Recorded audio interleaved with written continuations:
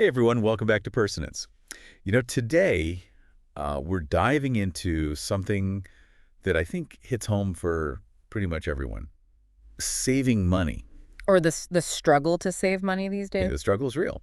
So we're looking at this article from KPTV from today, October 28th, 2024, and they lay out 14 reasons why saving money feels like, I don't know, like climbing Mount Everest or something. It's definitely an uphill battle for a lot of folks. It is. Right.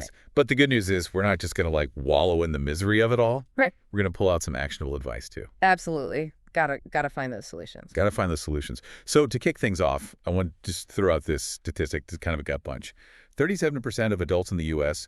can't cover a $400 emergency expense. Yeah, that's a pretty significant number.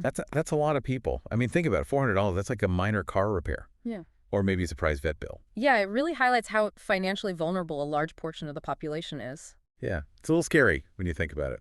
So let's unpack some of these reasons. The article jumps right into debt. And they're not talking about just any debt. They're talking about the high-interest credit card kind of debt. And get this, total U.S. household debt just hit $17.06 trillion.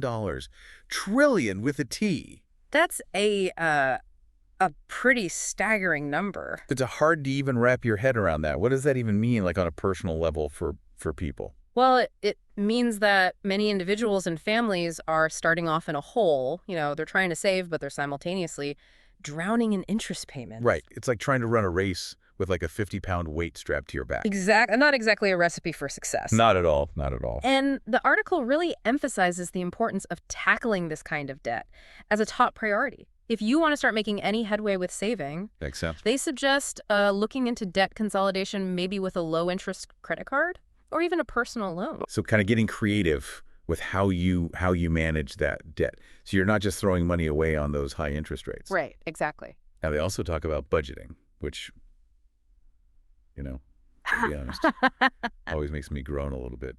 Is budgeting really the be-all, end-all of personal finance? Well, it's definitely a cornerstone. I like to think of it as like a roadmap for your money. Without a budget, you're just driving around aimlessly, hoping you end up somewhere good. I like that analogy. Yeah. But even with a roadmap, you can still take a few wrong turns right. What are some of the most common budgeting mistakes that you see people making? Well, one of the big ones is not tracking expenses accurately. It's easy to underestimate those little daily purchases, but they can really add up fast. Yeah, those little lattes and things. Exactly. And another pitfall is setting unrealistic goals. If your budget is so restrictive that it feels impossible to follow, you're likely to just give up. You get discouraged. Yeah. And perhaps the most overlooked mistake is forgetting to review and adjust your budget regularly. No, life changes. Your income changes. Your expenses change. Your budget needs to keep up. So it's not just a set it and forget it kind of thing. Right. It's an ongoing process. Got it. Now, speaking of budgets, they mentioned this 50-30-20 rule. What's that all about? So that's a simple but effective guideline to help you allocate your after-tax income. So 50% goes to your needs, things like housing, food, transportation. The essentials. Exactly.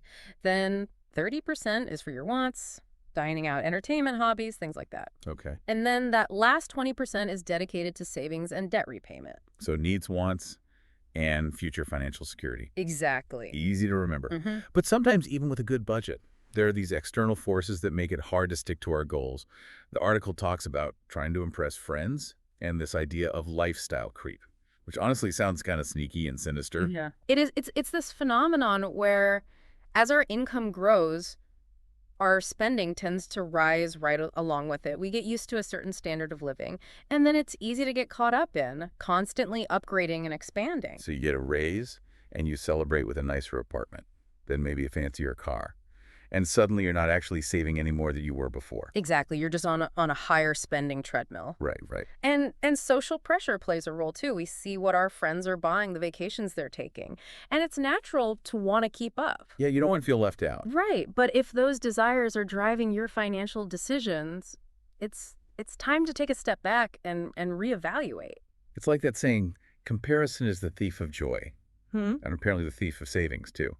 But how do you navigate those social situations without feeling like you're constantly saying no or coming across as a cheapskate. Well, it comes down to being open with your friends about your financial goals. True friends will understand and respect your choices. That's a good point. And instead of extravagant dinners or pricey outings, you can suggest more budget-friendly alternatives, like potlucks, game nights, or free events in your community.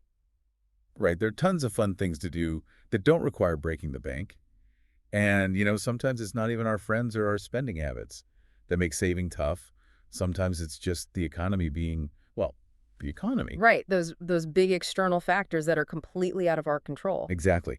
The article specifically calls out inflation and the rising cost of living, which, let's be honest, we're all feeling right now. Yeah. They mentioned a World Economic Forum report that found that food prices jumped almost 10% in a single year. I mean, my grocery bill is basically a horror movie at this point. Yeah, it's hitting everyone hard. And it's not just food, it's housing, healthcare, education. Practically everything is more expensive. So what can we do when these external pressures make it feel like impossible to even think about saving? Well, it requires a two-pronged approach. First, we've got to become masters of defense, controlling those expenses. Yeah. That might mean cutting back in some areas, becoming a coupon clipper extraordinaire, or even negotiating bills like your internet or phone service. So basically becoming a more savvy consumer. Can Exactly. get behind that. What about the other side of the equation? That's where we go on offense. It's all about exploring ways to increase your income. Right. Maybe you pick up a side hustle, freelance work, delivering groceries, whatever fits your skills and schedule. Right. Maybe you ask for a raise at your current job.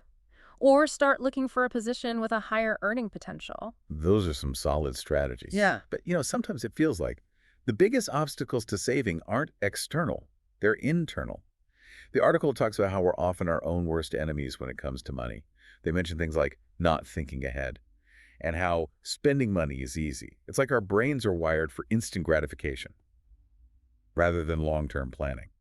It's true, there are these cognitive biases that play tricks on us.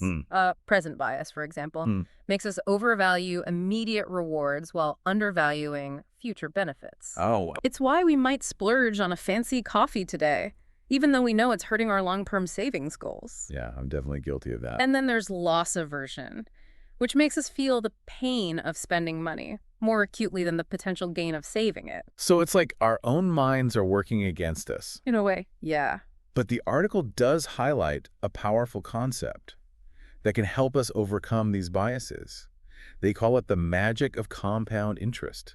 What's so magical about it? Well, compound interest is like a snowball effect for your savings. You earn interest not only on your initial investment, but also on the accumulated interest over time. Okay. It's the ultimate get-rich-slowly strategy, but the results can be phenomenal if you give it enough time to work. And the article gives a really concrete example to illustrate this. Imagine you start saving $1,000 per month at age 25 with a 6% interest rate. By the time you reach 65, you'll have over $2 million. Wow. But if you wait until you're 35 to start saving that same amount, you'll only have about half that much by retirement. That's a huge difference. It is. It really shows you the power of starting early. Absolutely. Time is your greatest ally when it comes to compound interest. So we've covered a lot of ground here. We've explored those 14 reasons why saving can feel like a losing battle. But we've also discussed some practical strategies to overcome those challenges. Let's recap some of the key takeaways from the article. Sure. First and foremost, make saving a priority, even if you can only spare a small amount at first. Okay. Set up automatic transfers to your savings account. That way you're paying yourself first, and the money is tucked away before you even have a chance to spend it. Love that out of sight, out of mind. What else? Embrace the power of mindful spending.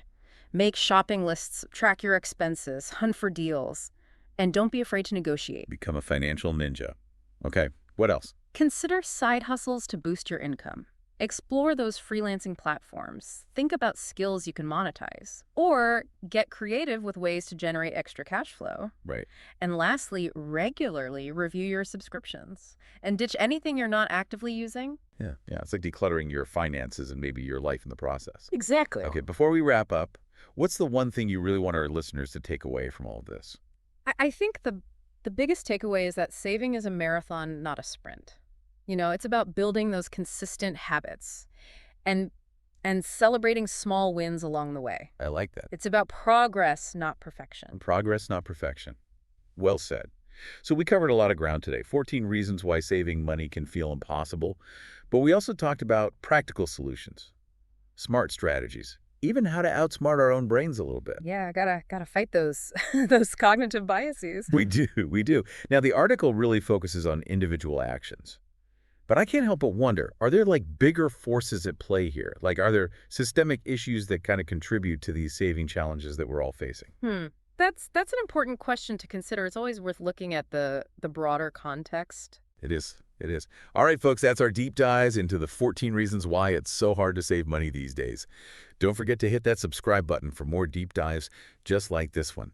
And tell us in the comments, what topics are you struggling with? What do you want to learn more about?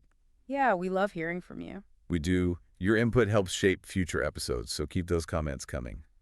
Thanks for joining us on Personance. Until next time, happy saving